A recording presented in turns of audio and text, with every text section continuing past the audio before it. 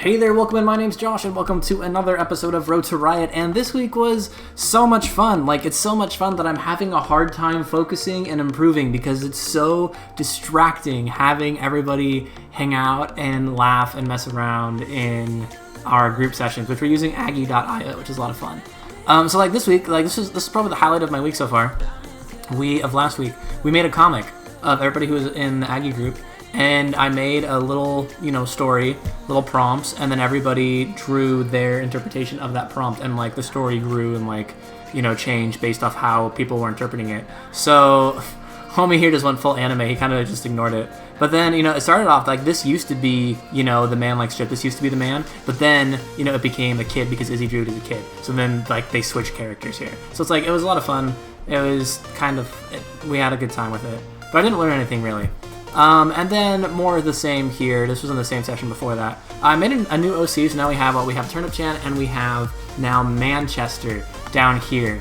And the story with Manchester is that, technically 3, is that he's always trying to steal Boat-kun away from Boat Boy. So we have Boat Boy, Boat-kun, and Manchester, and then we also have Turnip Chan. So it's just fun. It's so much. I don't want to say senseless fun, but it's just a good time to be had. So come hang out on stream. But the problem with that is that there's not as much improvement because there's so much time goofing off. So a lot of my practice time has had to happen off screen and not on stream as much. So streams are slowly turning from a come practice with me to a come chill and hang out with me type thing, and all my practicing is going to happen off stream so I can actually get stuff done. The biggest thing that I learned this week is the brow ridge. So if you're drawing over here, right, if you draw your circle, I probably already mentioned this before. Let's pretend this is a perfect sphere. All right, let's just pretend for a second. Let's pretend. Okay, fine. Right, and you draw this. Cool.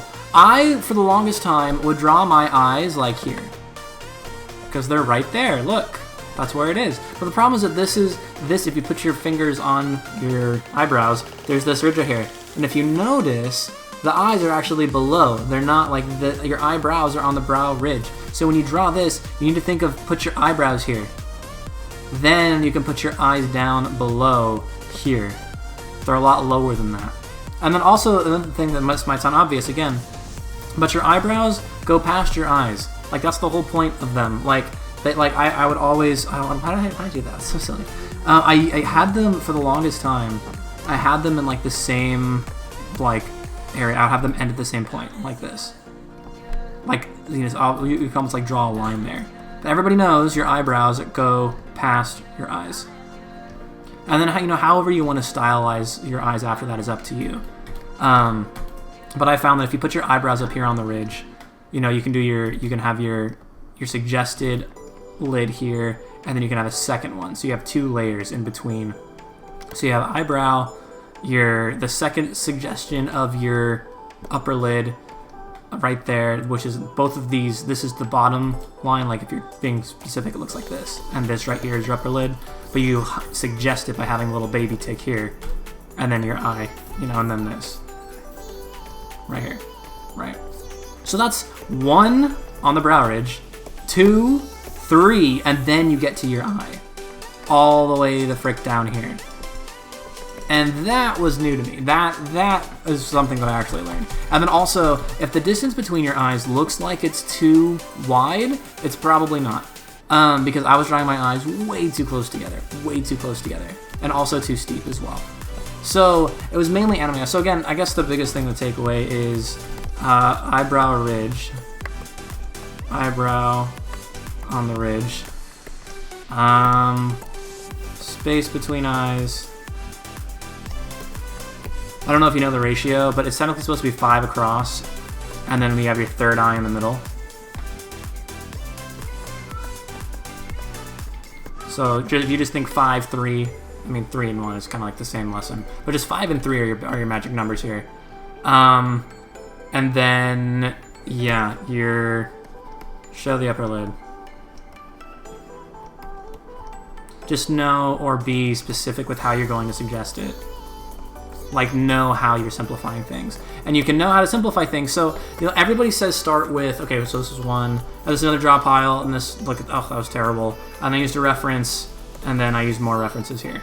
This is probably the best one so far, but that was, again, a reference. And then also shading does a lot. Shading does a lot, and eyes are mostly shading. So if we go up here again, we'll do shading carries it. And then use references. Can you even read my penmanship? Probably not. 1, 2, 3, 4, 5. Those are the lessons I learned this week through a bunch of draw pile shenanigans. I'm just calling them draw pile. They're not draw pile anymore. They're Aggie.io. But anyway. Yeah, so more eyes, more stuff like that, but it's so distracting. That being said though, come hang out on stream anyway. Even though it is distracting, even though it is not as productive as it could be, that's why I can study not on stream if I really want to grind it out. Which is what I've been doing, so it's been fine. But yeah, these are the lessons that I learned. I hope you can read it. If not, you can rewatch the video. I hope it helps you. Thanks again for all your support. If you're not watching on Twitch, that's fine, but I invite you to because it's a lot of fun. I do that 5 days a week. It's a blast. Please come hang out. If not, I'll keep summing it up for you here on the YouTube. So again, thanks for everything, and I will see all of you guys next week.